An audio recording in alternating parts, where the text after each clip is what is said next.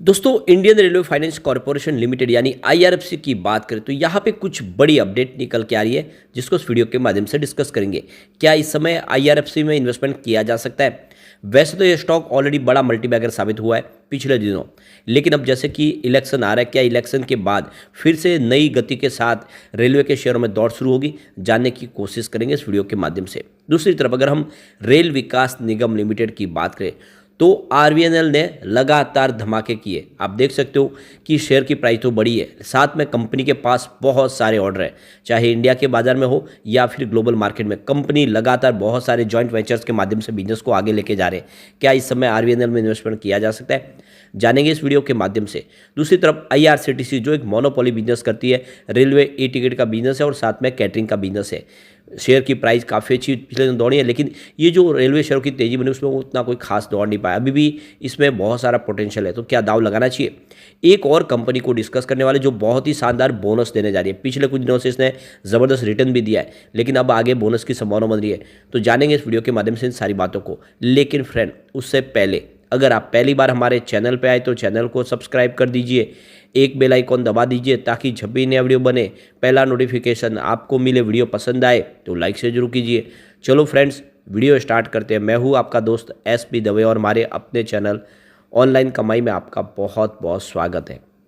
अब यहाँ पे सबसे पहले कारोबार की बात करें, आज 147 पर क्लोजिंग थी, जहाँ पे 0.10% की गिरावट देखने को मिली। तो आप देख सकते हो कि बाजार भी ऊपर के लेवल से नीचे आया ऑल टाइम हाई बनाने के बाद, और इस वजह से थोड़ा सा दबाव में स्टॉक आया। वैसे ये स्टॉक ने ऑलरेडी बड़ा मल्टीबैगर रिटर्न दिया है। आप देख लो कि IPO आने के बाद स्टॉक नीचे आया था, 19 रुपीज़ के आसपास आ गया था जनवरी 2022 में, और उसके बाद में ये काफ़ी समय तक उस लेवल पे रहा। लेकिन जब दौड़ने लगा तो लगातार दौड़ा और बहुत बड़ा मल्टीबैगर साबित हुआ। अब पिछले एक साल में ही देखें तो इसने 434% का बम्पर रिटर्न दिया। 27 के आसपास जो स्टॉक था वो इस समय 147 के आसपास है, तो काफ़ी ज़बरदस्त रिटर्न दे चुका है। अब यहाँ पर जो बड़ी अपडेट निकल के आ रही है, हमारा इंडिया का जो इलेक्ट्रिफिकेशन है ट्रैक का, वो दुनिया के दूसरे देशों के मुकाबले बहुत आगे निकल चुका है। तो बहुत जल्द इंडिया के इलेक्ट्रिक गेज कन्वर्जन और इलेक्ट्रिफिकेशन का कामकाज 100% पूरा हो जाएगा। और इसी के लिए तो इंटरिम बजट में 6,500 करोड़ रुपीज़ के फंड का एलोकेशन किया गया था, और आप देख सकते हैं उसके माध्यम से जल्द ही आने वाले समय पूरी तरह से आप देखें तो जीरो कार्बन पॉलिसी में जाते हुए दिखाई देगी हमारे इंडियन रेलवे। तो आने वाले कुछ महीनों में ही 100% इलेक्ट्रिफिकेशन हो जाएगा। इसकी जानकारी रेलवे मिनिस्टर की तरफ से दी गई है और सरकार ने इसके लिए तैयारी कर ली है। तो यहाँ पे इंडियन रेलवे ने करीब 7,188 किलोमीटर का अब इलेक्ट्रिफिकेशन कर लिया 2023-24 तक। और आप देख दो कि काफ़ी ज़्यादा, जिसमें देखें तो आप अहमदाबाद राजकोट ओखा ट्रैक हो या बेंगलुरु, इसके अलावा तालगुप्पा, इसके अलावा दूसरे और जिसमें बठिंडा फिरोजपुर है, ये सारे के सारे रेलवे का इलेक्ट्रिफिकेशन हो चुका है। यहाँ पे जो इंडिया की सबसे बड़ी अचीवमेंट है कि यूरोपियन यूनियन और UK और US से पहले हमारा इलेक्ट्रिफिकेशन हो चुका उनसे ज़्यादा। यानी अभी इंडिया का जो इलेक्ट्रिफिकेशन है ट्रैक का वो 95% हो चुका है, जबकि आप देख सकते हो कि यूरोपियन यूनियन का इस समय 56% ही इलेक्ट्रिफिकेशन हुआ है, 38% UK का है, और US की बात करें तो उसका एक 1% के आसपास है। लेकिन स्विट्ज़रलैंड ने कमाल किया, उसका 99% हो चुका है। इंडिया से आगे स्विट्ज़रलैंड है। बाकी जो बड़ी बड़ी कंट्रीज़ है वो अभी भी इंडिया से पीछे रेलवे ट्रैक का इलेक्ट्रिफिकेशन करने में। तो उस रेलवे ने अपना गोल सेट कर दिया है कि 2030 तक पूरी तरह से ग्रीन रेलवे शुरू हो जाएगी, यानी जितना भी कार्बन का एमिशन है वो बंद हो जाएगा, रेलवे का इलेक्ट्रिफिकेशन हो जाएगा और रेलवे जितना भी पोल्यूशन है वो सारा बंद हो जाएगा। तो ये बड़ा अचीवमेंट होगा और ऐसे में बहुत सारा खर्च है जो IRFC के लिए एक बड़ा रोल प्ले करता है वो दिखाई देगा। IRFC रेलवे की इंफ्रा कंपनियों को फाइनेंस प्रोवाइड करती है। अब Q4 भी आने वाला है। Q3 थोड़ा सा कमजोर था। आप देख सकते हो कि रेवेन्यू 1.64 थाउजेंड करोड़ के आसपास था, जहाँ पे 1.6% की ईयर बेसिस पे गिरावट देखने को मिली। नेट इनकम 1.6 थाउजेंड करोड़ रही, जहाँ पे 1.79% की ईयर बेसिस पे हमें गिरावट देखने को मिली। नेट प्रॉफिट मार्जिन 97.79% है, जहाँ पे 0.19% की गिरावट देखने को मिली।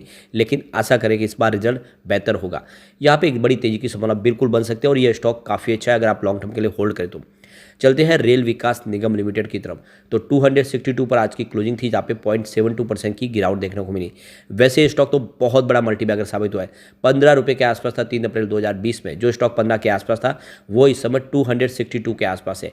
बहुत ही ज़बरदस्त और बम्पर रिटर्न दिया है, करीब 12-1300% का शानदार रिटर्न दिया स्टॉक ने।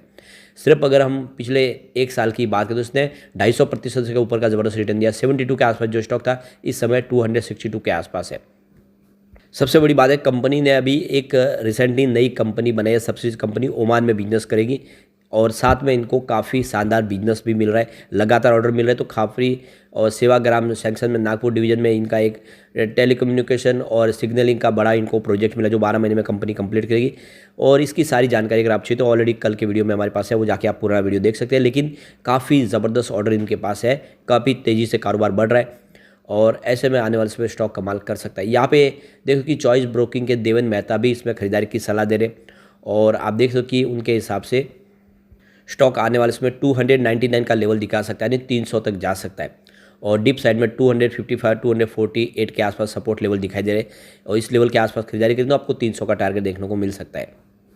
तो उनके हिसाब से 261 के आसपास बाइंग अपॉर्चुनिटी तलाश है और 300 का टारगेट आपको देखने को मिल सकता है। सबसे बड़ी बात है कि यहाँ पे कंपनी के पास करीब 65,000 करोड़ के बड़ी ऑर्डर बुक है, काफ़ी ज़बरदस्त ऑर्डर कंपनी को मिल रहे और सिर्फ इंडिया में नहीं बल्कि सेंट्रल एशिया, यूनाइटेड अरब अमीरात और वेस्टर्न एशिया में कंपनी बहुत सारे प्रोजेक्ट कर रही है। अब यहाँ पे इसके टारगेट की बात 2025 तक जो अगर आरबीएनएल के शेयर प्राइस की टारगेट देखें तो जो फर्स्ट टारगेट दिखाई दे रहा है वो 510 का है और सेकंड जो टारगेट दिखाई दे रहा है वो 685 का है। यानी 2025 तक अगर आप निवेश करके रखें तो 685 का टारगेट देखने को आपको मिल सकता है। अब चलते हैं हम IRCTC की तरफ। तो 1010 पर आज की क्लोजिंग थी, जहाँ पे 0.39% की गिरावट देखने को मिली। तो आप देख ही सकते हो कि आज सभी शेयरों में थोड़ी सी गिरावट देखने को मिली और उसके पीछे वजह कि बाजार ऊपरी स्तर पर नीचे आया है, एक ऑल टाइम हाई बनाने के बाद बाजार में ऊपर के लेवल से प्रॉफिट बुकिंग दिखाई दी, सभी स्टॉक दबाव में आए। वैसे पिछले 5 सालों में ये बहुत बड़ा मल्टीबैगर साबित हुआ, 190 के आसपास था 20 मार्च 2020 को और अब आप देख लो कि 1000 के पास है, तो काफ़ी शानदार रिटर्न दे चुका है स्टॉक। और सबसे जो बड़ी बात है, कंपनी मोनोपोली बिजनेस करती है, कंपनी लगातार अपने डेट को कम करी है, ऑलमोस्ट डेट फ्री हो चुकी है। कंपनी का पिछले 5 साल का जो CAGR है वो 34.9% के आसपास है और कंपनी का ROE का ट्रैक रिकॉर्ड पिछले 3 साल का देखें तो 34.6% के आसपास है, जो काफ़ी अच्छा है। और कंपनी 43% का हेल्दी डिविडेंड पे आउट करती है। डेटर डेज में भी इंप्रूवमेंट हो चुका है, पहले 158 दिन थे जो घट के अब 118 दिन के आसपास आ गए। कुल मिला के फाइनल से सेहत अच्छी है और इस स्टॉक में आपको निवेश करना चाहिए। आने वाले समय IRCTC से आपको ज़बरदस्त रिटर्न दे सकता है। सबसे जो बड़ी बात है कि अब समर सीजन शुरू हो रही है तो यहाँ पे 28 नई समर ट्रेन शुरू की जा रही है और आपको पता ही होगा कि जो अलग अलग स्पेशल ट्रेन है वो IRCTC के माध्यम से शुरू की जाती है। बहुत सारी अलग अलग जो रीजनल एरियाज़ के हिसाब से हो, कोई फेस्टिवल्स के हिसाब से हो या फिर कोई धार्मिक प्रोग्राम के हिसाब से कंपनी बहुत सारी नई ट्रेनें शुरू करती है IRCTC, जिसका फ़ायदा IRCTC को होता है। साथ में कंपनी बहुत सारे टूर ऑर्गेनाइज करती है। इसके अलावा कंपनी होटल बुकिंग भी करती है और एयरवेज की बुकिंग भी करती है। बहुत ही शानदार इसका बिजनेस है और ऐसे में यह स्टॉक कमाल कर सकता है। अगर आप लॉन्ग टर्म के लिए इसको होल्ड करिए, आपको मालामाल कर सकता है। अब चलते हैं उस स्टॉक की तरफ जो हमें बहुत ही शानदार बोनस देने जा रहा है। तो यहाँ पे हम बात करें हैं अनूप इंजीनियरिंग लिमिटेड की। 3,369 पे स्टॉक की प्राइस है, जहाँ पे 0.60% की गिरावट देखने को मिली। वैसे देखो कि पिछले कुछ सालों में, यानी 2020 में 3-4 सालों में इसने बहुत बड़ा मल्टीबैगर रिटर्न दिया। 282 के आसपास स्टॉक था, वो 3,369 तक पहुँच गया है, बम्पर रिटर्न दे चुका है।